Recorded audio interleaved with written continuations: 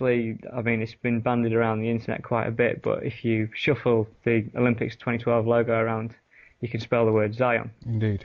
And, there's a lot of stigma against the word, and, for no reason whatsoever. But obviously Zion stands for the term New Jerusalem. Yeah. And this got me, having seen the Ian Crane speech and everything, this got me doing I had an urge to start my own research into this. I wanted to find out if what was saying could be proven, kind of thing. Yeah. And, first thing that brought to my mind was the poem by William Blake. And William Blake wrote a poem in the 18th century called Jerusalem. And there's a paragraph, the final few words in that poem says, "I will not cease from mental flight, nor shall my sword sleep in my hand, till we have built Jerusalem in England's green and pleasant land." So basically, William Blake was a known 18th century esotericist with connections to the Freemasons. And, he was famous for such pieces of artwork as Urizen the Creator, which is a big picture of the Creator with a compass opened up like a pyramid. Just like, Freemasonic symbology and stuff. Didn't he reference the Newton in regards to that painting? Have you heard about that?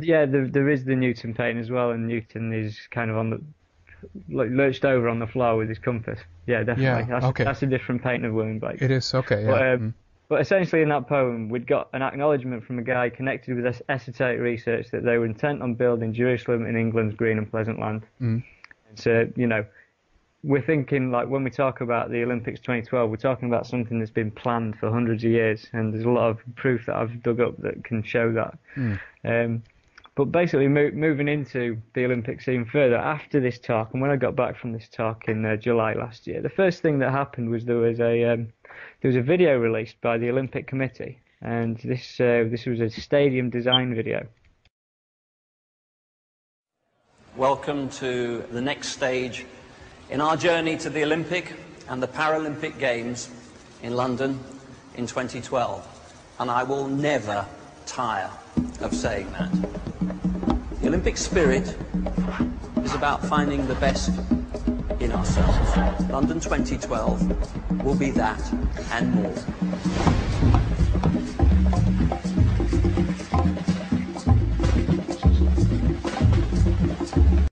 And it was this crazy CGI, I don't know what you want to call it, action film on how they're going to build the Olympic 2012 stadium.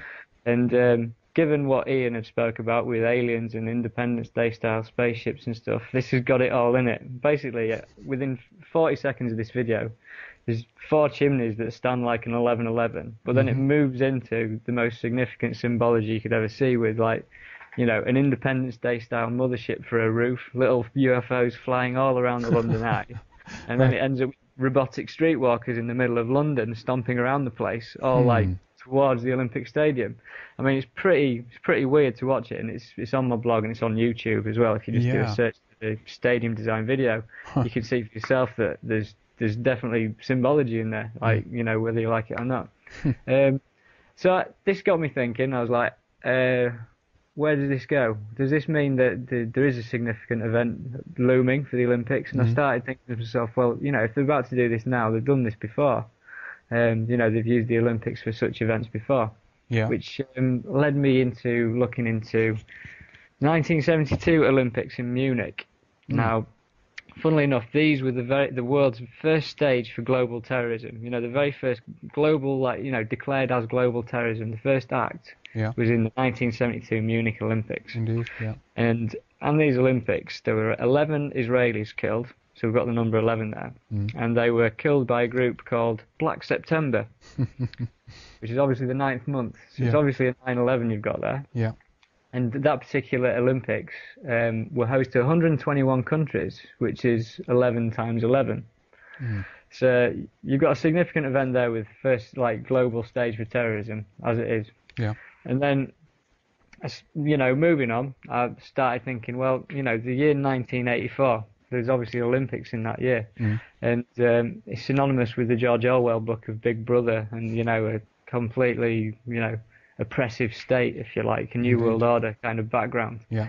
And I'd briefly remembered hearing things about a closing ceremony in the 1984 Olympics, and did some rooting around on the internet, and obviously came across a video. In the 1984 Olympics, which were held in Los Angeles, they closed the ceremony, and the audience didn't even expect this, because most of the audience thought it was real at the time. It closed with a UFO flying over the Olympic Stadium, kind of communicating with the audience in a Close Encounters of the Third Kind style. The UFO eventually closes down and lands in the center of the stadium. The glow from behind the arena. The spaceship has actually landed. Will they send a messenger? The full moon over Los Angeles. That's the real one. At which point there's a load of smoke, and then this alien gets out and tells the audience that he likes what he sees there. He thinks we have a visitor. The alien himself. That is no one on stilts. That is a man 7 feet 8 inches tall. So you've got this really strange thing out of the middle of nowhere. No one was expecting it, and I don't know how you'd ever connect Olympics with this UFO event in the first place. Yeah. But basically, obviously, 1984, symbolic year, UFO landing. So you start thinking, stuff going on. Yeah. Not sure what, I can't really put my finger on things. And at this point, I'd decided to move away from the Olympics for a bit, because I felt that, I wasn't going to find much more for the time being. And it got me involved in looking at symbols of sorts, and general symbolism and corporate logos. And I started off with, obviously, the all-seeing eye on the dollar bill. Yeah. And if you notice with the all-seeing eye on the dollar bill, on the particular side that it's on, it's the only note that it appears on in America. And there's 4 ones on it, and they ring out 1111 either side of the dollar bill. Indeed, yeah. You got the same thing again. And I was looking at that, and basically started comparing it to other, American institutions, looking it through, the FBI logo, the CIA logo, every single one of them. You can essentially kind of draw out the pyramid without the capstone, and have an eye in the center. The same geometrics work in a lot of the official institutions of America. Yeah. And I wanted to get to the source of where this was, and everyone, generally a misinterpretation is that America was the foundation of all of this. In 1776, and for a while I thought America was the start of all of this New World Order stuff. I didn't think any further than that. My consciousness wouldn't allow it. Yeah. But eventually, came to me. Britain. Obviously, the British founded America. Yeah. In a Western kind of empire sense, but looked at the British coat of arms, and if you pick up the British coat of arms, again you'll notice that you've got a pyramid, and where the all-seeing eye is, you've got a crown. It's the same thing. You can draw the same geometrics over it, and you've got smack bang the same symbols coming at you. So I was like, right, well, what's going on here then? This is obviously a lot more, ingrained in the human civilization, more than I thought, anyhow. Indeed. Which point you then start moving to the famous corporate symbols of McDonald's and Schweppes and Starbucks, these amazing corporations that are, you'll find them in all the symbolic places of the world. Like when I've been to Rome, you've got a McDonald's opposite the Pantheon and the Egyptian obelisk.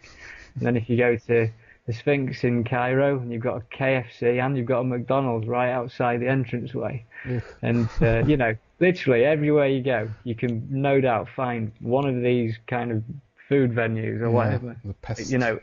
Right next to some of these symbolic structures. Yeah. And so, for instance, explain the McDonald's logo. You got 9 letters in the word McDonald's. And I decided to split that up into pyramid numerology. So you've got 1, 2, 3, 2, 1. Split the word up.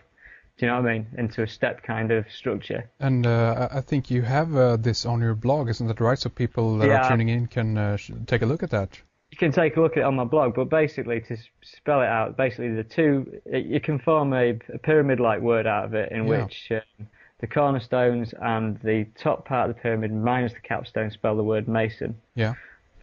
And essentially what the pyramid is showing is that the 2 arches of Freemasonry, or the golden arches, or whatever you want to call them, emanate from the center of the pyramid and preside all the way onto the outside of the pyramid.